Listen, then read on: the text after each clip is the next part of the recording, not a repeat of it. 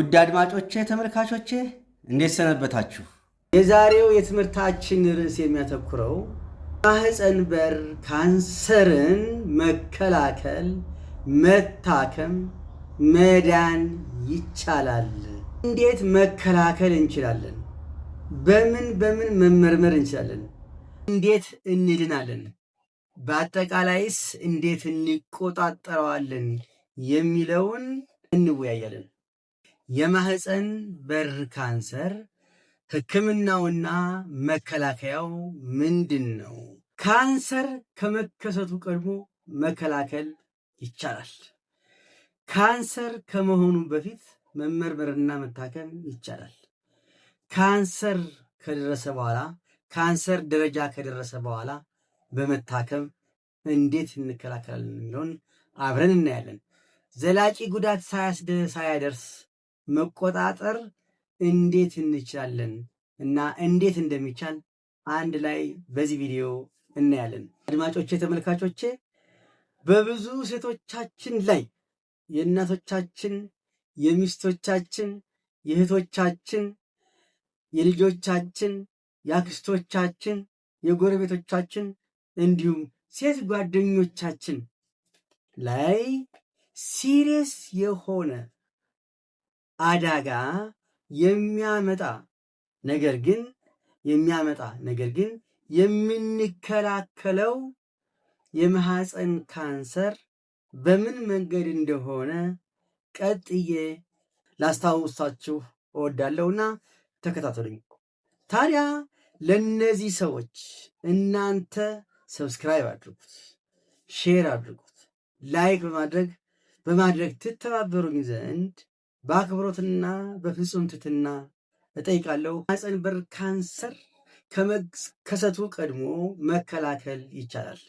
ዋና ዓላማው የፓፒሎማ ቫይረስ ከመከሰቱ በፊት እንዴት መከላከል እንችላለን? በምን መከላከል እንችላለን? መከላከል ሁኔታ ስናየው መጀመሪያ ደረጃ መከላከል፣ ሁለተኛ ደረጃ መከላከል፣ ሶስተኛ ደረጃ መከላከል ብለን በሶስት ልንከፍላቸው እንችላለን። የመጀመሪያ ደረጃ መከላከል ብለን የምንይዘው የምናውቀው እና የምንረዳው የግንዛቤ ትምህርትን ነው። ሌላው ክትባትን በመከተብ ነው። ሶስተኛው ጥንቃቄ ያልተለየው የግብረ ስጋ ግንኙነት ማድረግን ነው። አራተኛው ወንዶችን ማስገረዝ ነው። የመጀመሪያ ደረጃ መከላከል ዘዴ ትምህርትን እንውሰድ። ትምህርትን ነውና የግንዛቤ ትምህርት ነውና ትምህርትን እንውሰድ። ማህበረሰቡን ስለ ማስተላለፊያ መንገዱ፣ ስለ ምርመራው እና ስለ ክትባቱ ማስተማር፣ ማሳወቅ አንዱ የመከላከያ ዘዴ ነው። ሴቶች እንዲመረመሩ በማድረግ እና በማስተማር ሌላው ሁለተኛው የመከላከያ ዘዴ ነው። ሶስተኛው ትምህርቱ ከተሰጠ በኋላ ሲገመገም ትምህርቱ ከተሰጠ በፊትና ትምህርቱ ከመሰጡት በኋላ ያለው የግንዛቤ ደረጃ ሲገመገም የ50% ልዩነት ማምጣቱ ትምህርት በጣም ወሳኝና አስፈላጊ መሆኑን ለማወቅ ይቻላል። በዚህ መሰረት መማር በሽታን መቀነስ እንደሚቻል ያሳየ ነው ማለት ነው። ስለዚህ የመጀመሪያ ደረጃ መከላከያ ዘዴ ትምህርት ቢሆንም ስለ ቫይረሱ ስለ ማህፀን በር ካንሰር ህመምና መተላለፊያ መንገድ ማስተማር፣ አጠቃላይ ሁኔታ ማስተማር ምንም ምርጫ የሌለው ጉዳይ እንደሆነ ከጥናቱ ማወቅ እንችላለን። ሌላው ለአቅመ ሔዋን ያልደረሱ በተለይ ልጃገረዶችን እድሜያቸው ከ9 እስከ 14 ዓመት ያሉትን ማስከተብ ከማህፀን በር ካንሰር የመያዝ ዕድልን መከላከል ይቻላል። መከላከል እንደሚቻል ጥናቶች ያሳያሉ። በተግባርም የታየና የተፈተነ ጉዳይ ነው። ይህ ክትባት እስከ 90% ድረስ የሚሆነውን የማህፀን በር ካንሰር የስጋትን መጠን እንደሚቀንስ ተማሪዎች የሚያስረዱት ጉዳይ ነው። ስለዚህ ክትባት በጣም ወሳኝ ነገር ነው። ከ9 እስከ 14 ዓመት ያሉ ወንዶችም አንዳንድ ሀገሮች ያስከትባሉ። እኛ ሀገር ግን ከኢኮኖሚና ከተለያዩ ምክንያቶች አንግል አይተው ከ9 እስከ 14 ያሉ ሴት ልጃገረዶች ብቻ ነው እየተከተቡ ያሉት። የመጀመሪያ ደረጃ መከላከል ዘዴ ሌላው በጥንቃቄ መኖርን ነው። በጥንቃቄ መኖርን ነው ማለትም ኮንዶም መጠቀምን ነው። ከባህላችን እና ከወጋችን ውጭ የሆነ የግብረ ስጋ ግንኙነት መራቅ ማለት ነው። በለጋ ዕድሜ ውስጥ ያሉ የግብረ ስጋ ግንኙነት የሚካሄድን የግብረ ስጋ ግንኙነት ማዘግየት ነው ማለት ነው። እነዚህም በማድረግ በጥንቃቄ መኖር ከቻልን እና ትምህርቱን ከተማርን ክትባቱን ከተከተብን ከማህፀን በር ካንሰር አምጪ ቫይረስ መዳን መከላከልና መጠበቅ እንችላለን። ስርጭትን ለመቀነስ ስርጭትን የፓፒሎማ ኢንፌክሽንን ስርጭት ለመቀነስ ወንዶችን ማስገረዝ በጣም ጠቃሚ ነው ማለት ነው። የመጀመሪያ ደረጃ መከላከያ ዘዴ አጠቃላይ እስከ 90% ድረስ መከላከል ይቻላል። በተለይ በሁለተኛ ደረጃ የመከላከያ ዘዴ ብለን የምንወስደው እነዚህ ሶስቱን ነገሮች ነው። ለምሳሌ ቅድመ ምርመራ ማድረግ አንዱ የመከላከያ ዘዴ ነው። ሁለተኛ ካንሰር ከመሆኑ አስቀድሞ ማከም በሁለተኛ ደረጃ ሊጠቀስ የሚችል የመከላከያ ዘዴ ነው። ሶስተኛ መደበኛ ክትትልን በማድረግ ባለማቋረጥ ሁልጊዜ በማማከር በሁለተኛ ደረጃ የመከላከል ዘዴ ሲሆን ሶስተኛው የመከላከያ ዘዴ ነው ማለት ነው። ከነዚህ ውስጥ መመርመርን ነጥለን ስንወስድ ሴቶች የግድ መመርመር አለባቸው። ሴቶቻችን፣ እናቶቻችን፣ እህቶቻችን፣ ልጆቻችን፣ አክስቶቻችን፣ ጎረቤቶቻችን ሴቶች የግድ መመርመር አለባቸው። እድሜያቸው ከ21 ዓመት በኋላ መመርመር አለባቸው። ከ3 እስከ 5 ዓመት እየጠበቁ እንደገና መመርመር ተገቢ ነው ማለት ነው። ሴቶች ከ30 ዓመታቸው ጀምሮ ከ5 እስከ 10 ባለው ዓመታት ልዩነት የማህፀን በር ካንሰርን መመርመር አለባቸው። ከኤችአይቪ ጋር የሚኖሩ ሴቶች ደግሞ በ25 ዓመታቸው ጀምሮ በየ3 ዓመቱ ልዩነት መመርመር ይገባቸዋል ማለት ነው። ምንም ሳይመረመሩ ከቆዩና 2 ጊዜ በህይወት ዘመናቸው ውስጥ 2 ጊዜ መመርመር የግድ አስፈላጊ ነው ማለት ነው። እሱም በ35ኛ ዓመታቸውና በ45ኛ ዓመታቸው የማህፀን በር ካንሰርን መመርመራቸው በጣም ተገቢ እንደሆነ ጥናቶች ያሳያሉ። ጥናቶች ሕክምና ነው ወይም መታከም ነው። ማህፀን በር ካንሰር ፈሳሽን ካንሰር ከመሆኑ በፊት ካንሰር ደረጃ ከመድረሱ በፊት ያለውን እዥ መታከም እንችላለን። በሁለት መንገድ መታከም እንችላለን። አንደኛው በክራዮቴራፒ ዘዴ መታከምና በተርማል አብሌሽን በሚባሉ በእነዚህ በሁለቱ መንገድ መታከምና መዳን እንችላለን። መታከምና መዳን እንችላለን። ልብ በሉ፣ መታከምና መዳን እንችላለን። ክራዮቴራፒ እጅግ በጣም ቀዝቃዛ የሆነ ፈሳሽ ናይትሮጅን እና ካርቦን ዳይኦክሳይድ ጋዝን በመጠቀም በፓፒሎማ ቫይረስ ምክንያት የተጎዳቸዋን ወይም የተበላሻቸዋን ሴል ወይም ካንሰር ከመሆኗ አስቀድሞ በቅዝቃዜው ፍሪዝ በማድረግ እና በማስወገድ ማከም ይቻላል። መዳን መጠኑም ከ85 እስከ 94% ድረስ።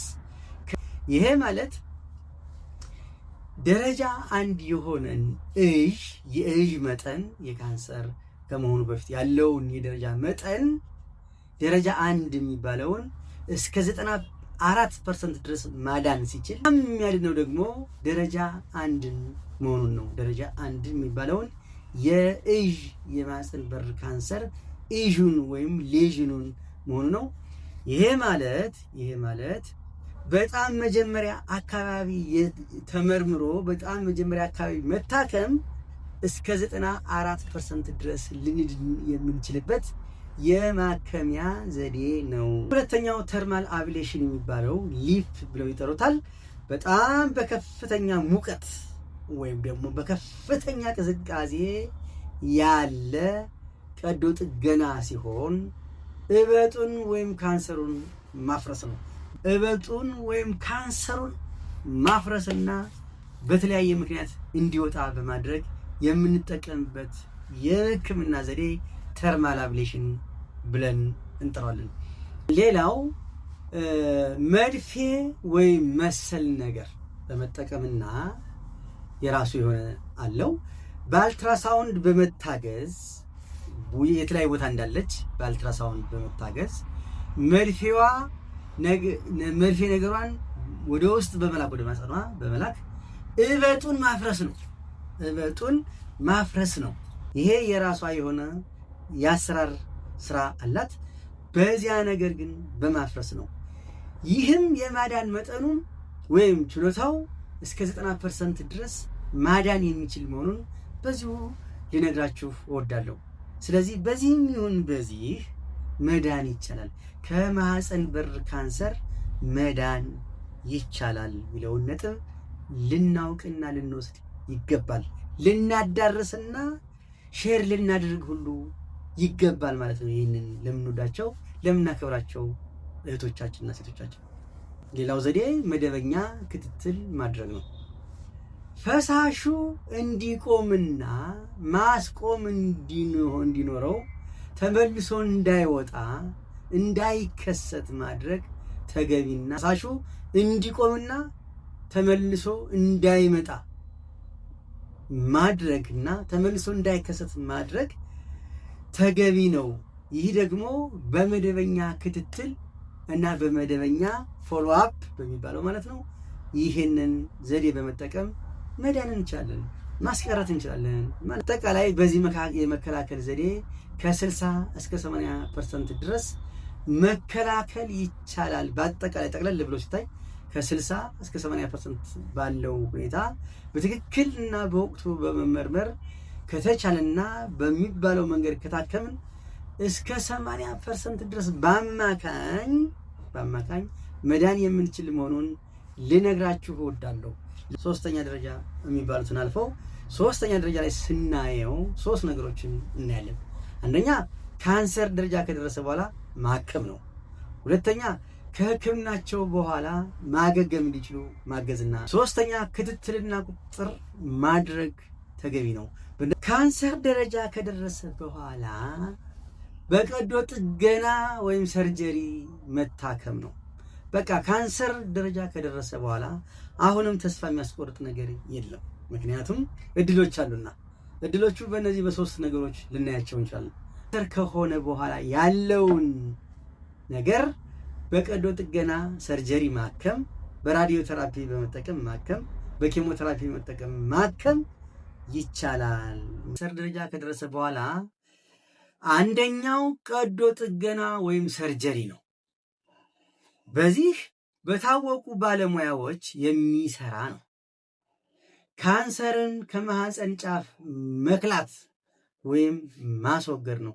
ካንሰር የሆነችዋን ኤሪያ ቦታ፣ ካንሰር የሆነችዋን ክፍል፣ ካንሰር የሆነችዋን ሴል፣ ካንሰር የሆነችዋን እብጠትም ካለች እሷን ያችን ከማህፀን ጫፍ ኮምፕሊትሊ ጭራሹን መክላት ወይም ማስወገድ ነው። በቀዶ ጥገና ካንሰርን የማስወገድ ዘዴ ኮሎናይዜሽን ወይም ሂስቴሬክቶሚ ይባላል። ይሄ ውጤታማ የሚሆነው እስከ 98% ድረስ ያለውን ነው ማለት ነው። ይሄም ውጤታማ የሚሆነው እስከ 98% ድረስ ያለውን ዘዴ ነው ማለት ነው። ሌላው ራዲዮ ቴራፒ ሲሆን ከፍተኛ የኤክስሬይ ወይም ጋማሬይን በመጠቀም የካንሰር ሴሎችን መግደልና እንዳይራቡና እንዳይዛመቱ ባሉበት ማቆም ማለት ነው። ይህ ራዲዮ ቴራፒም የማዳን ኃይሉ ከ45 እስከ 65% ድረስ እንደሆነ ጥናቶች ይገልጻሉ። አድማጮች፣ ሌላው ኬሞቴራፒ ይባላል። ኬሞቴራፒ ይባላል። የጸረ ካንሰር መድኃኒት ነው። ይሄ ዋና ስራው ደግሞ የካንሰር ሴሎችን እድገት መግታት ወይም ማቆምና መግደል ነው።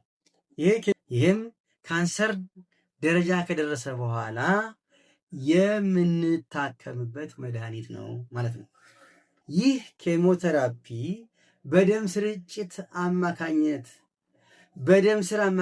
የሚሰጥና በደም ስርጭት አማካኝነት የሚጓጓዝ ሆኖ ማህፀን ጫፍ ድረስ በመድረስ ስራውን ይሰራል ማለት ነው። እግረ መንገዱም የተደበቁ የካንሰር ሴሎች ካሉ በደም ስርጭቱ ዝውውር ውስጥ ያሉ የተደበቁ የማይታዩ ሌሎች የካንሰር ሴሎች ካሉም በዚያው የማዳን ስራውንም እግረ መንገዱን ይሰራል ማለት ነው። ይህ የማዳን ችሎታውም ከ65 እስከ 85% ድረስ ያደርሳል ማለት ነው። ከመቶ የካንሰር ታካሚዎች ውስጥ 85ቱ ይድናሉ ማለት ነው። 85ቱ ይድናሉ እንደማለት ነው። ገገምን በተመለከተ ነው። አካላዊ እና ስነልቦናዊ እገዛ ያስፈልጋቸዋል። እነዚህ ሰዎች በተፈጥሮ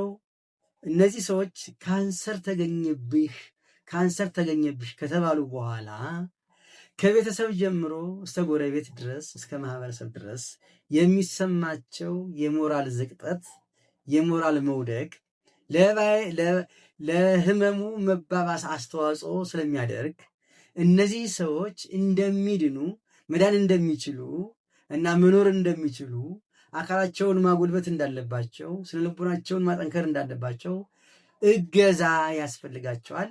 ይህ ከሁላችንም የሚጠበቅ ነገር ነው። ይህንን ደግሞ ለማወቅ መማር ያስፈልጋል፣ ማወቅ ያስፈልጋል፣ ማንበብ ያስፈልጋል፣ መስማት ያስፈልጋል ማለት ነው።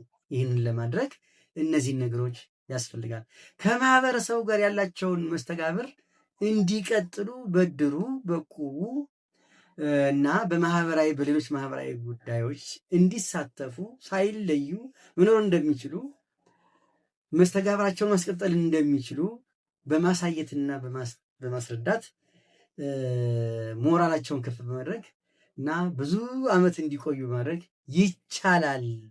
ይህ ደግሞ በመማር ነው የሚለውን እንድትዙልኝ እወዳለሁ። ክትትልና ቁጥጥርን በተመለከተ ደግሞ እንደገና መልሶ መከሰትንና ማኔጅ መደረግን እና ውስብስብ ችግሮች ሊኖሩ ከቻሉ ወይም ካሉ ወይም ከተፈጠሩ ቶሎ ብሎ ማኔጅ ማድረግን መልመድ ያስፈልጋል። ይህ የሚሆነው ክትትልና ቁጥጥር ሲደረግና ሲኖር ነው የሚለውን ነጥብ መያዝ እንችላለን። አጠቃላይ የሞት መጠንን መቀነስና የኑሮ ጥራትን መጨመር ወሳኝ ነገር እንደሆነ ሁላችንም እናውቃለን። ይህ ከ60 እስከ 80% ድረስ ይህንን ጉዳይ መቀነስ ይቻላል። የኑሮ ጥራትን አጠቃላይ በሂውማን ፓፒሎማ ቫይረስ አማካኝነት የሚመጣን የማህፀን በር ጫፍ ካንሰርን 100% መከላከል ይቻላል የሚለውን ነጥብ ያዙልኝ። ካንሰር ደረጃ ሳይደርስ ያለን እዥ በክራዮቴራፒና በተርማል አብሌሽን ዘዴ አክሞ ማዳን ይቻላል። ፍሬ ነጥቡ ይሄ ነው። ካንሰር ሆኖ ነገር ግን በጊዜ ወይም ቶሎ ከሆነ ደግሞ የተጎዳቸዋን ሴል አካባቢዋን ጭምር በሰርጀሪ ሟጦ ማስወገድ እና መዳን ይቻላል የሚለውን ሌላኛዋን ፍሬ ነጥብ ያዙልኝ። ሶስተኛውና ዋናው ፍሬ ነጥብ ደግሞ በጣም ከፍተኛ ደረጃ ከደረሰ በኋላ ደግሞ በኬሞቴራፒ፣ በራዲዮቴራፒ እና በፓሊዬቲቭ ኬር በሚባለው አማካኝነት አክሞ ማዳን ይቻላል የሚለውን ሌላኛውን ዋና ነጥብ ደግሞ ያዙልኝ። ለማስታወስ ያህል ለመከላከል የሚወጣውን ወጪ ከምንታከምበት የምናወጣው ወጪ እጅግ በጣም ርካሽና ቀላል ነው። በጣም ርካሹ እና አዋጩ ዘዴና መንገድ ነው የሚለውን በጣም ወሳኟን ነጥብ ይችናትና ያዙልኝ። ሌላ ወሳኝ ነጥብ ስለዚህ የማህፀን በር ካንሰር የምንከላከለው ነው። መንስኤውም የሚታወቅና የምንታከመው የበሽታ አይነት ነው የሚለው ሰመራይዝድ ሲሆኑ ሲጠቃለሉ መከተብ፣ መመርመር፣ በጥንቃቄ መኖር፣ መታከምና የግንዛቤ ትምህርት በማግኘት ከማህፀን በር ካንሰር መዳን እንችላለን፣ መጠበቅም እንችላለን፣ መዳንም እንችላለን። አገልግሎቴም ከተደሰታችሁ ይህንን ቪዲዮ ለሌሎች እንዲደርስና እኔም እንድጠቀም የአገልግሎት መጠኔም እና ስፋቴም ከዚህ የበለጠ እንዲሆን ታግዙኝ ዘንድ ተተባበሩኝ ዘንድ በአክብሮትና በፍጹም ትሕትና እጠይቃለሁ። አመሰግናለሁ። ጤና ይስጥልኝ። ሰላም